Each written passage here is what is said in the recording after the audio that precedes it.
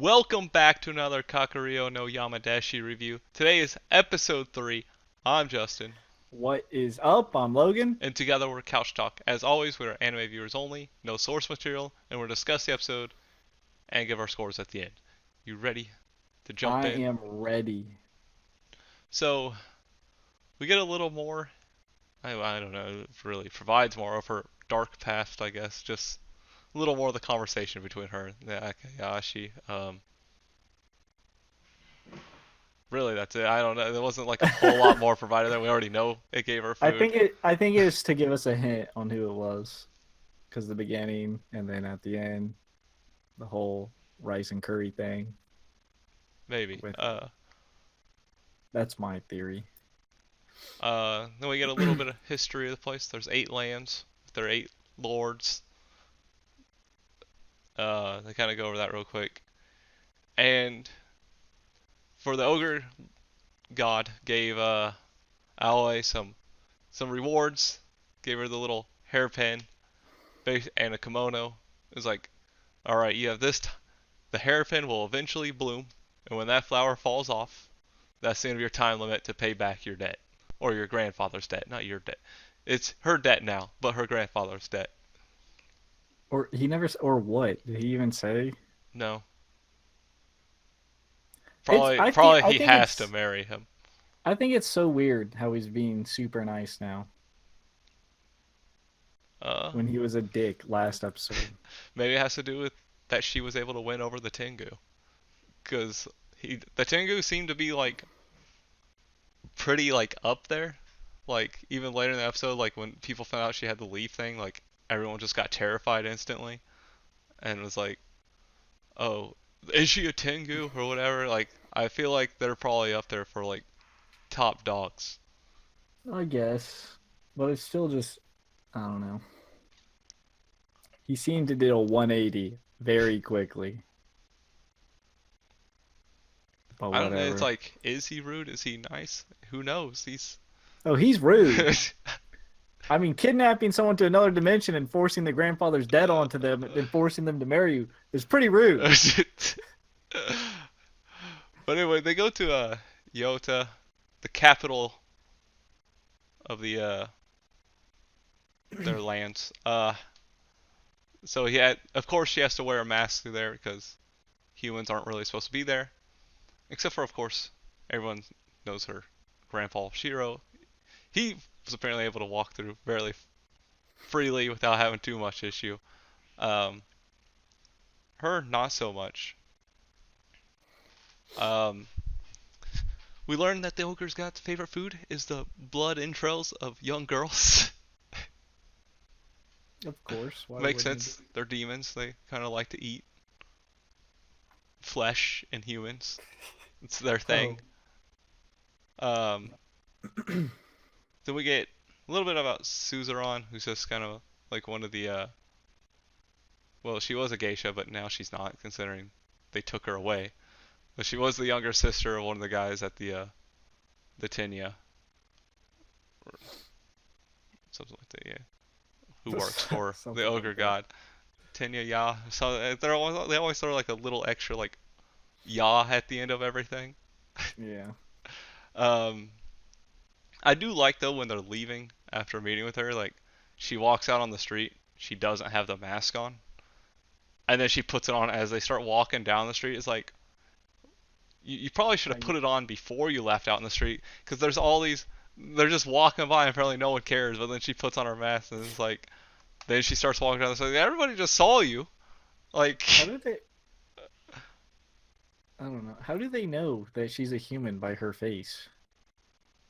Because I mean that other girl, the young hostess, she doesn't have anything that like shows she's a demon or not a human.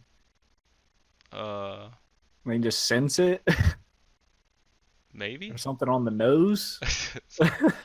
I Ario does kind of have like, she's a snow woman, I guess, like the hair and everything maybe that points out. True, Uh, but it's. I mean, most of them are walking around with like little horns. Oh well. I'm not quite so sure. I like how after that they kind of separate on the alley, which is what kind of drives the conflict for the rest of the episode. But she's like, "Oh, we got separated. You know what? I'm gonna choose the darkest alley over there to go see if he went down there." Right. And as soon as she does that, A whole well, first of all, gang. Rio decides to be rude and knock off her mask. And when she was trying to pick it up, that's when everyone was like, "Oh, there's a human. Time to eat her." It just all came out of nowhere. All human. And that's where she used razor leaf. Not razor or whatever. That was awful. It was not a razor leaf. It was funny she used her Lord. leaf to blow them away. And that's when she learned, hey, that's a valuable treasure now for sure. I was wondering Hey. what their value was to it. It's apparently magical. Yeah, it's like a weapon now. Yeah, now it's a self-defense mechanism where she'll be fine. And that's where Rio comes out and is like, screw you, I love Ogre God. You're taking him away from me. Not Which, by choice. not by choice, that is true. She doesn't want to be with him. She's trying to leave. You would I think know. Rio would want to help her pay off the debt, Exactly. but it could be a lot of money. It was a lot of money. It was like 100 million yen. So it's, I don't know how much El Rio makes personally. I wonder if the Ogre God even pays the employees. Probably not. I don't even know if they have a reason for money there. Right. But then they run into Suzu, who was sold off to the hold on, I wrote it down. The Yahata Ya. Like I said, the extra little yas and yos at the end. Uh, the young master there was gonna force Another her forced marriage. marriage, Yeah, it's a thing for these Ayakashis, forced marriages and to take people for their own. which But is super ironic. well, it is brought up when the ogre god was like, "You're trying to force her. That's selfish." And then Aoi was just like, that's weird coming from you, Exactly. And the fact that he actually does save uh Suzu. Suzuran. Yeah. You can just call her Suzu. That's what I'm doing sometimes. I'll call Suzu red-haired woman. But anyway. Yeah, I was saying. I like. There's just Yahata. The Yahata Ya people were just like, "We declare war!" And started just shooting arrows. Apparently, it doesn't take much to declare war there. You can just say it and then just start Right. shooting. There you go. Your war has been declared and started, and you better start defending yourself. But of course, Alloy did most of the defending with her Whoosh. win, and then that's when everyone's like, Whoosh. "Oh, holy crap!" Oh, she's part of the wind people. Not exactly, but you know. The Tengu man, they got a lot of clout. Like they just knew and they backed off. They're like, "All right." He was just like, "No, this is Shiro's granddaughter and my fiance." And they're like, "What?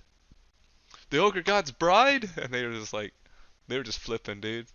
They're like, Ogre they're Bride. like, "War over. We want peace." Um, but it just kind of goes on. Then they get home, find out Aureo gets punished and ended up turning sick. Which I mean, it was kind of leading up to that point. Like she was kind of looking sick throughout the episode. Uh, but now I was just gonna have to help her in the next episode. Yeah. We're gonna form a good little friendship. Also, I'm fairly certain Genji was the one who fed her as a girl. Just because the rice and curry comment I feel was intentional. Like they showed it at the very beginning and then he showed it and then she's like, oh, how'd he know? So either he knows someone, the person who fed her, or he is the person. Hmm. Yeah, that might be, that's I think highly likely. Hopefully we'll figure it out. Yeah, eventually. I'm sure we will, but That is it for the episode. You want to go into scores? sure. You Um, want me to go? I can go. I'm just gonna go. So far, I've given it. I'm just gonna give it the same score every so far. So 7. Again, I just enjoy the characters. I like the storytelling going through. It's nothing too great. It's not like bad or it's not bad or anything. So it's just kind of sitting there. Putting it as just simple storytelling right now, and I'm enjoying it though. I like the characters. Yeah, I'll go with this 6. I like the main character. I do like Genji. I don't really care for the ogre guy yet.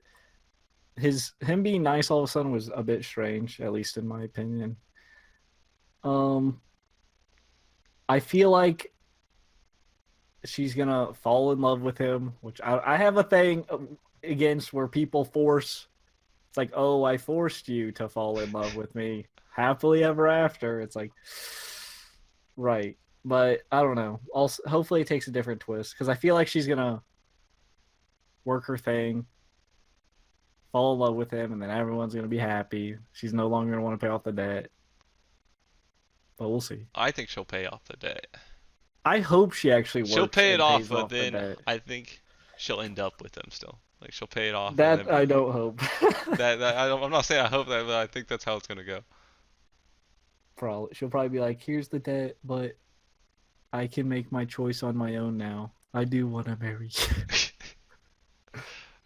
Anyway, we'll see. Yeah.